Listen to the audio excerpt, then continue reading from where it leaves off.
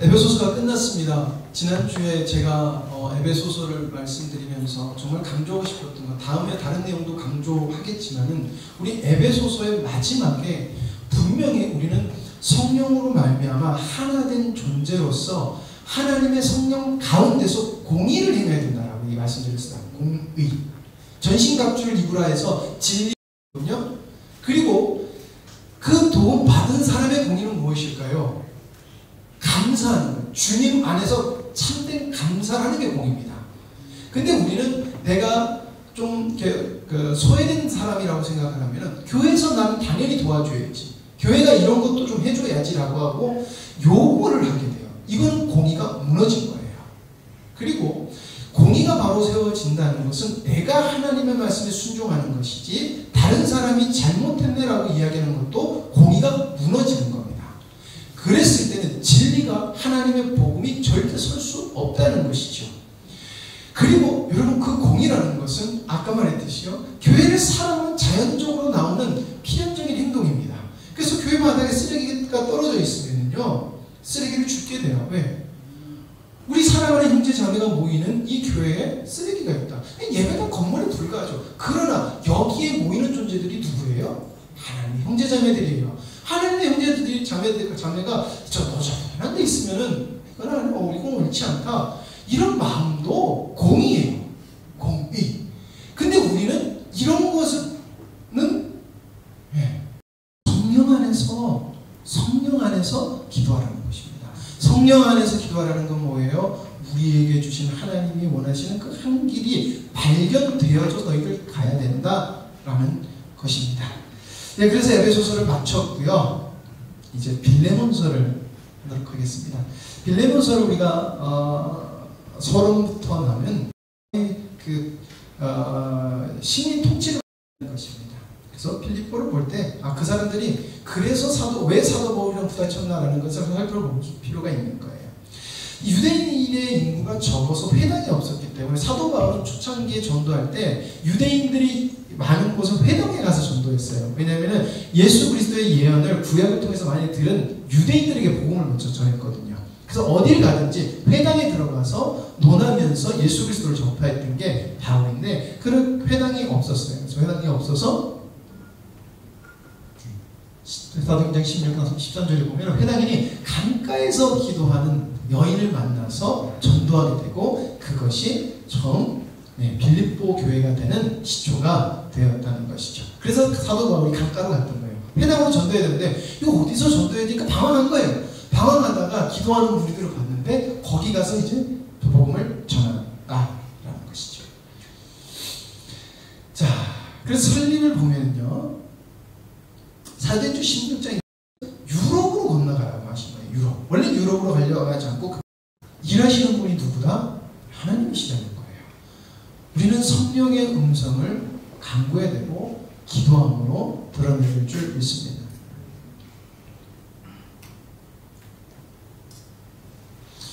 그래서 주요 사건을 보면은 이 빌립보에서 주요 사건이 일어나는데, 첫 번째는 루디아예요. 자색옷을 만들어 옷감을 장사하는 루디아를 만나서 빌립보 교회를 세워지게 되는 시작이 되게 됩니다.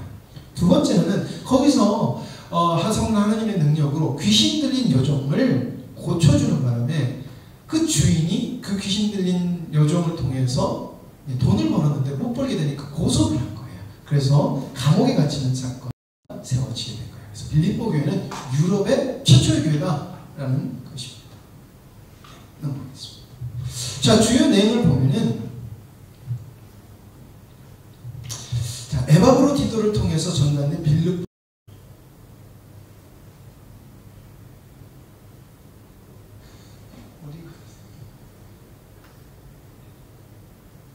잠시만요.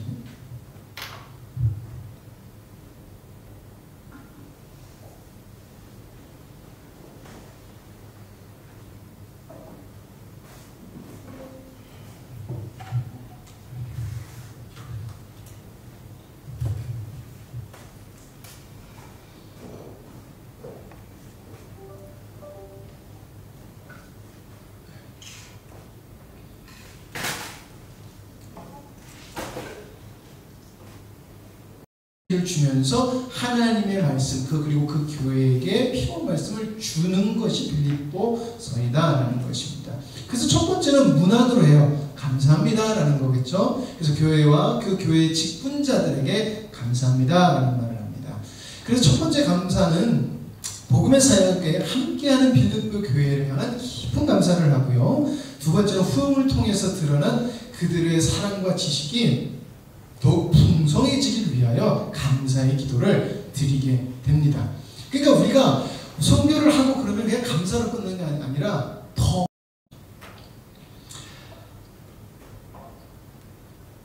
본론에는 바울의 현재 상황을 이야기해요. 그래서 복음의 합당한 삶이 무엇인지에 관한 것을 합당한 교회 삶이 무엇인지를 예수 그리스도의 십자가의 복음 창조 의도에 입각해서 그걸 쭉 설명을 해요.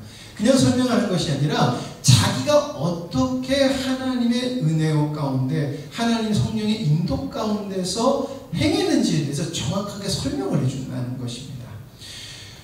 우리는 우리에게 주신 이 복음을요 설명할 수 있어야 돼요.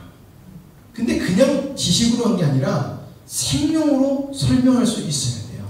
근데 이것은 반드시 성령으로 인한 연합된 존재가 하나님의 인도를 받아야지만 할 수 있는 것이에요. 근데 사울의 말은 이럴 거야 라고 퀘스천으로 끝나지 않거든요. 이러하니라, 확신한다 이렇게 이야기를 한다는 거예요. 그러니까 사도 바울이 연합에 대해서 굉장히 놀라운 말씀을 전하는 것은 사도 바울의 육체가 있어서 부족함이 분명히 있었지만 그는 정말 온전하고 아름다운 연합의 관계를 누리는 것을 그래서 그 빌립보 교회가 그렇죠. 로마의 문화가 정말 많이 있었던 곳이라는 것입니다. 그래서 외적으로 굉장히 영향을 많이 받아요. 외적인 영향을. 제가 지지난 중간에 말씀드렸죠. 우리도 외적인 영향을 정말 많이 받습니다. 제가 유튜브를 통해 유튜브에 대한 얘기를 했는데 유튜브는 좋은 것도 있지만 정말 많은 정보들이 난잡하게 있는 것이기도 해요. 정말 그 정보가 이것저것 짬뽕이 되고 난잡한 곳이기 때문에 분별력이 없으면 오염되기 쉬운 것이 유튜브이기도 해요. 그래서 검증되지 않은 것에 대해서 말하고 듣고 하다 보면요 미혹이 돼요.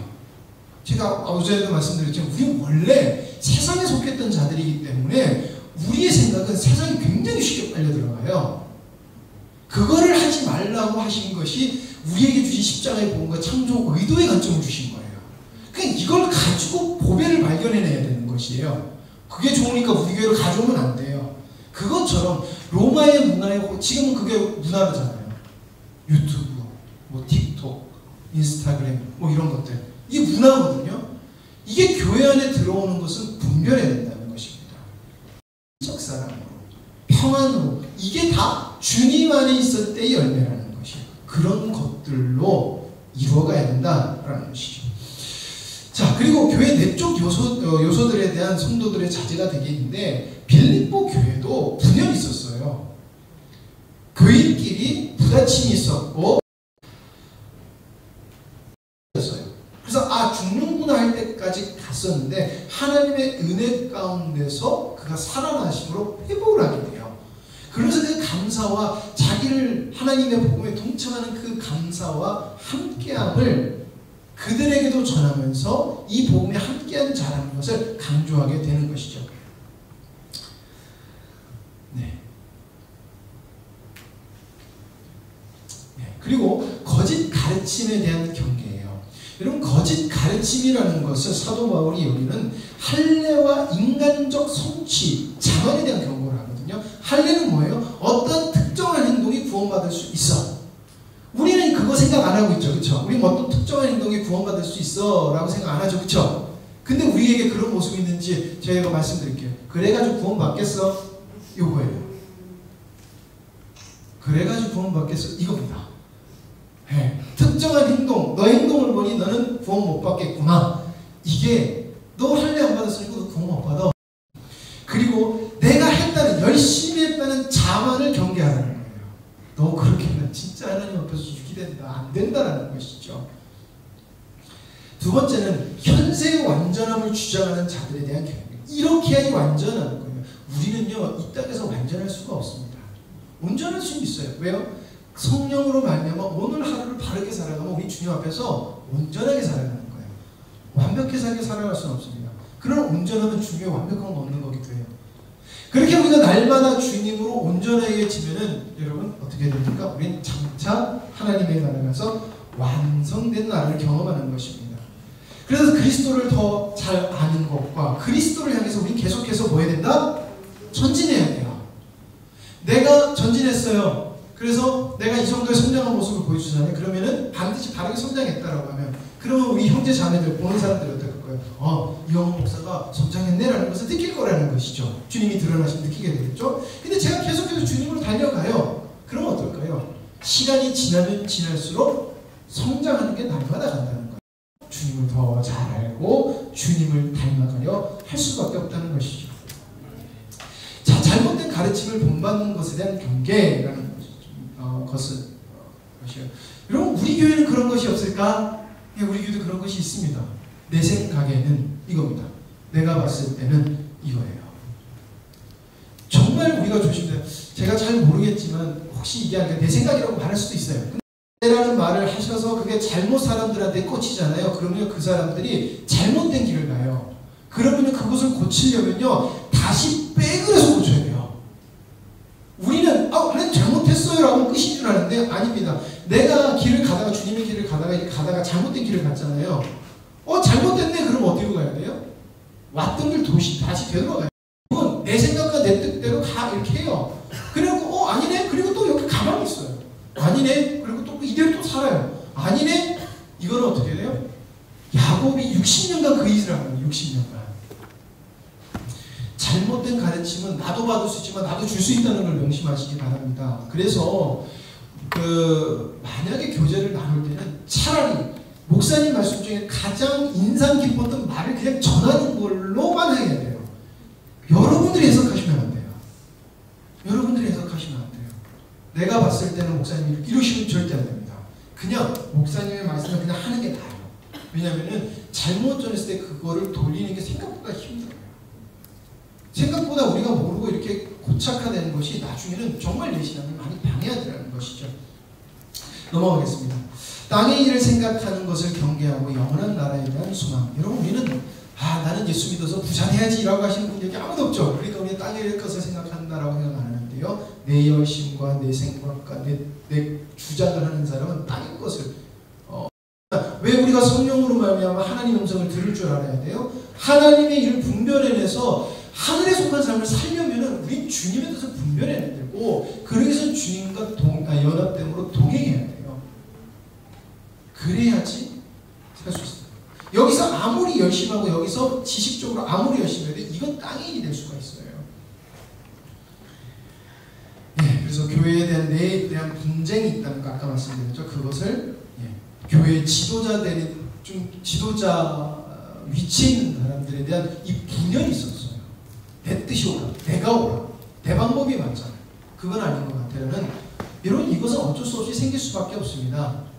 이것은 우리의 연약함으로 오는 필연적인 어떻게 보면 현상이에요. 그러나 기도해봅시다. 주님을 놓고 기도해봅시다 라고 하면서 그것을 주님 안에서 해결해야 된다는 것이죠. 그리고 도덕적이고 윤리적인 가르침, 그래서 주님의 되셔 하시는 걸 보면서 참, 그리고 많은 분들이 어려움에서 이렇게 서로 기도할 때 그때 누가 그러셨나? 우리 진선 집사님이 그러셨구나. 우리 진선 집사님이 그때 인도에 가셨을 때 우리 성도님들이 얼마나 기도해 주는 게 거기서도 느꼈다라고 하는 그런 주님 안에서 하나 된 한 마음으로, 비록 진선 집사님과 경식 집사님이 인도에 가서 선교를 하셨지만 우리가 그걸 한 마음으로 가서 기도했었거든요. 이런 거예요.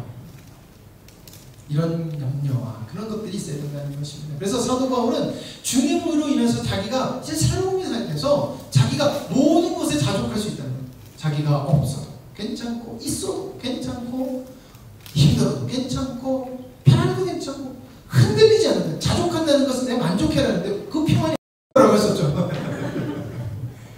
미리 집사님이 저는 연약해서요. 저는 연약해서요.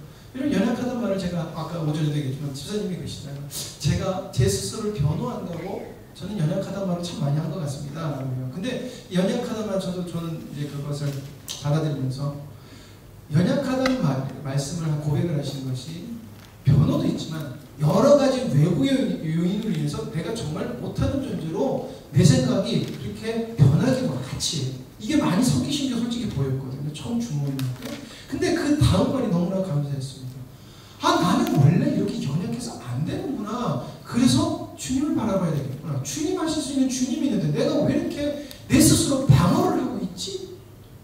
하나님 우리가 조금 못한다고 해서 야, 너 왜 그렇게 했냐? 안 그러세요. 그냥 내가 주님이 원하시는 것을 한 발자국 내딛었을 때 우리한테 그러세요. 고맙다라고 하시죠. 고맙다. 누가 나를 위해서 갈고 할 때 내가 갈게요 주님 하고 한 발자국 내딛었을 때 여러분 그것이 그 자리에 있게 돼요. 아까 잠깐 말씀을 갈렙이 했어요. 갈렙이 몇 살 했습니까? 85살. 여기 85살 없으시죠? 예, 85살에 칼을 차고 나가겠다고 했습니다. 근데 갈렙이 왜 그랬을까요? 이게 중요한 거예요. 그냥 믿음을 가지고요. 헤브론 산지를 내게 주소라고 하는데 헤브론 산지는요 정탐하러 갔었을 때 그 가나안 땅을 정탐하러 갔었을 때 그 갈렙이 갔던 곳이에요. 근데 거기서 유일하게 된다라고 했던 사람이 누구예요? 여호수아하고 갈렙이에요. 그래서 하나님께서 넌 된다라고 해서 내가 너한테 여기 줄게라는 거예요. 근데 그것을 줄게라고 했던 것을 어떻게 해야 돼요? 가서 성취해야 된 것은 누구 몫이에요? 갈렙 몫이라는 거예요. 근데 갈렙은 어떻게 했다는 거예요? 믿었다는 거예요. 이게 보여야 될 거예요. 우리는 이렇게 주님 앞에 간거해야 돼요. 추상적이게 기도해서도 안 되고요. 하나님의 언약이 뭔 줄 알고 거기 놓고 기도해야 된다는 것입니다.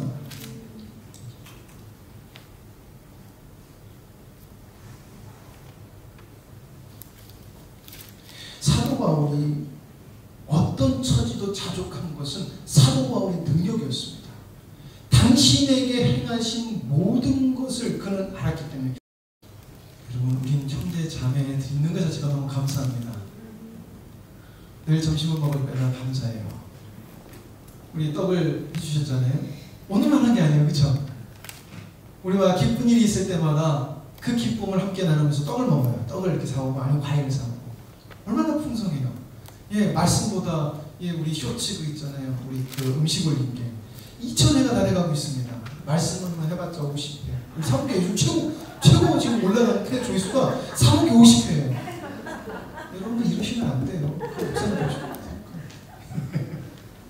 근데 제가 그 얘기를 했냐면 참 시골이지만 아름다운 밥상이 있잖아요. 그게 왜 그럴까? 돌이켜보면 볼수록 여러분들이 형제 자매를 맛있게 먹이는 걸 너무 좋아하는 거예요. 그런 사람이 참 우리 교회에 감사한 것 같습니다. 그렇기 때문에 제가 5년 전이나 1년 전에 선포했던 말씀을 들으면 어쩜 저렇게 수준 낮은 선포를 했을까라고 제가 부끄러워져요. 그래서 제 설교를 다시 고쳐 써야 되겠다 이런 마음을 엄청나게 들거든요. 그게 하나님이시더라고요. 우리 가운데 주님의 은혜가 충만하기를 원합니다. 맺는 말로 우리가 나중에 주님 앞에 갈 때 정말 주님 안에서 주 예수 그리스도의 은혜가 너희들에게 충만하기를 원한다라고 하는 주님의 온전한 마음을 갖고 축복하는 존재가 되기를 간절히 소망합니다. 기도하시겠습니다. 하나님 감사합니다. 오늘도 하나님의 은혜 가운데서 주님을 찬양하고 말씀을 듣고 함께 식탁에 교제를 나누고 형제 자매 안에서 저희 주님의 평강을 누리게 해주신 주님 감사합니다. 하나님 주님께서 저희들에게 주시는 은혜는 완벽하고 완전하여서 우리를 변화시키게 하시고 그리고 자유케 하시며 모든 능력으로 부어주신 주인 줄 믿습니다. 그것이 내 것이기에 하나님 그것을 바라보며 소유하기를 원하며 그날에 주께서